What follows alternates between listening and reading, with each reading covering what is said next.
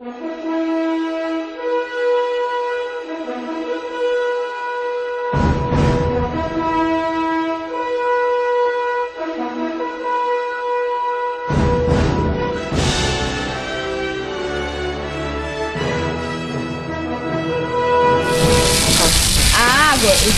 na natureza em forma de rios, lagos, mares, nas nascentes, em forma de gelo, nas geleiras, no topo de altas montanhas. Existe também na nossa casa. Usamos ela para tomar banho, para lavar louça, para o lazer, como nas piscinas. Usamos também para molhar a planta e para beber. Quando aquecida pelo sol, a água evapora, passa de líquido para vapor. O vapor sobe para a atmosfera, formando as nuvens.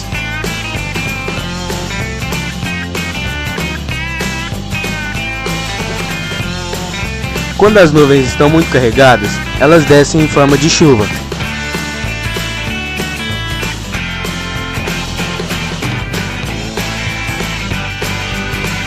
Tornando um ciclo inacabável. Para que a água se torne potável e seja utilizada para o nosso consumo diariamente, ela passa por diversas reações e substâncias químicas. O processo de tratamento da água inicia-se nas seguintes etapas. Coagulação é quando a água, na sua forma natural, bruta, chega dos esgotos e entra na EPA, onde ela recebe, nos tanques, uma determinada quantidade de sulfato de alumínio. Esta substância serve para juntar partículas sólidas que se encontram na água, como por exemplo a argila. O próximo passo é conhecido como floculação, onde em tanques de concretos com água em movimento, as partículas sólidas se aglutinam em flocos maiores. Em seguida, ocorre o processo da decantação, onde em outros tanques, por ação da gravidade, os flocos com as impurezas e partículas ficam depositados no fundo dos tanques, separando-se da água. Logo ocorre a filtração, quando a água passa por filtros formados por carvão, areia e pedras de diversos tamanhos. Nessa etapa, as impurezas de tamanho pequeno ficam retidas no filtro. Com a ajuda de cloro ou ozônio, ocorre a desinfecção, que serve para eliminar micro-organismos causadores de doenças. Já a fluoretação é onde aplica-se flúor na água para prevenir a formação de cáries dentárias em crianças e adultos. E finalmente, a correção de pH, que coloca-se na água uma certa quantidade de cal hidratada ou carbonato de sódio. Esse procedimento serve para corrigir o pH da água e preservar a rede de encanamento e distribuição. E com isso, a água chega em nossa casa, totalmente tratada e pronta para o consumo.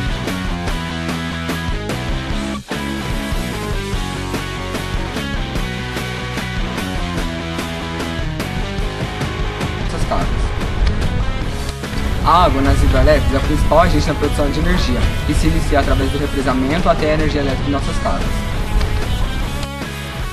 A energia produzida por uma hidrelétrica é uma das mais limpas e seguras que existem, pois a emissão de poluentes é muito baixa, isso porque a matéria-prima utilizada para conduzir a energia é a própria água, um recurso quase inesgotável.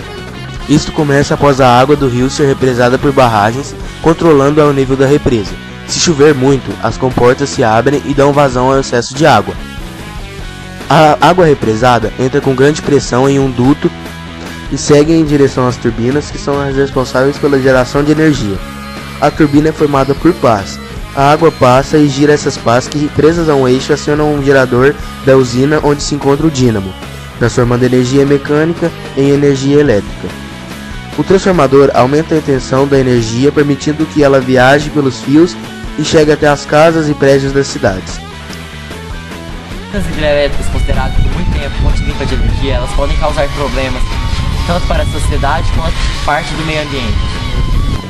Um dos impactos ambientais mais evidentes acontece durante a construção das hidrelétricas, em que vastas áreas de fauna e flora local são inundadas, o que pode prejudicar ou até acabar com a flora local e causar a morte de parte da fauna que são submersas. Porém, boa parte das espécies que estão em extinção ou são retiradas por órgãos de proteção dos animais ou acabam fugindo do seu habitat natural e não se adaptam ao novo habitat. Tudo isso pode levar à causa da extinção de algumas espécies, pois antes mesmo da formação dos lagos, as áreas de onde normalmente se encontram terras muito férteis são desmatadas. Essas áreas, que muitas vezes são as últimas com a mata nativa, são verdadeiros refúgios da fauna silvestre, exatamente por se tratarem em sua grande maioria de matas ciliares, e abrigam também espécies da flora, ameaçadas de extinção, e que não se encontram mais em outros lugares. As construções das hidrelétricas implicam não só para os animais terrestres, pois além da perda do seu habitat, as aves migratórias precisam procurar outros lugares para fazer sua parada e acabarem mudando completamente suas rotas. As barragens interferem não só na fauna e na flora, destroem também paisagens de suma beleza. As barragens acabam inundando lindas paisagens que teriam um alto potencial para desenvolvimento de outras atividades e que são perdidas para sempre. Esse tipo de investimento altera totalmente o curso de um rio, o que gera diversas mudanças na composição daquela água e em sua temperatura. Um aspecto importante dessa alteração de temperatura é a variação da mesma que ocorre em todo o reservatório, tendo em algumas épocas do ano uma parte mais quente do que a outra, e vice-versa, afetando os ciclos da vida e da vida aquática.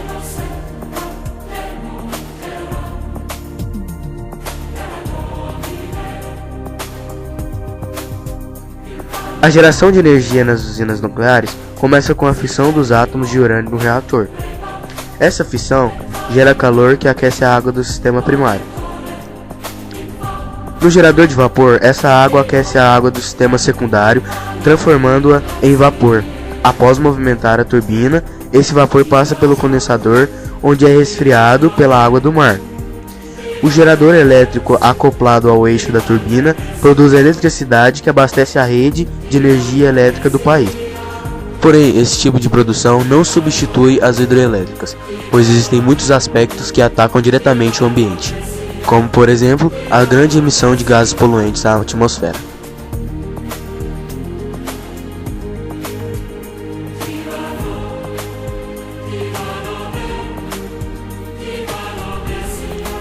A água é uma das formas mais baratas, acessíveis e eficazes de prevenir doenças, manter a beleza da pele, cabelos e unhas. Os médicos recomendam a ingestão de 1,5 a 2 litros de água por dia, que é a quantidade média que um corpo adulto pode perder em 24 horas, seja através da digestão, respiração, suor ou urina. Precisamos manter o estado de equilíbrio, o que foi consumido precisa ser reposto. Para o equilíbrio, cada pessoa deve beber a quantidade adequada para o seu caso, na qual deverá ser considerado o estilo de vida, o metabolismo e a estrutura corpórea. A água tem como benefício prevenir a celulite, diminuir o inchaço e a retenção de líquido no corpo, diminuir o cansaço e a sonolência, aumentar o poder de concentração, aumentar o fluxo de oxigênio nas células, fortalecer a defesa do organismo, ajudar a controlar o apetite, melhorar o funcionamento do intestino e ajudar a limpeza na desintoxicação do organismo.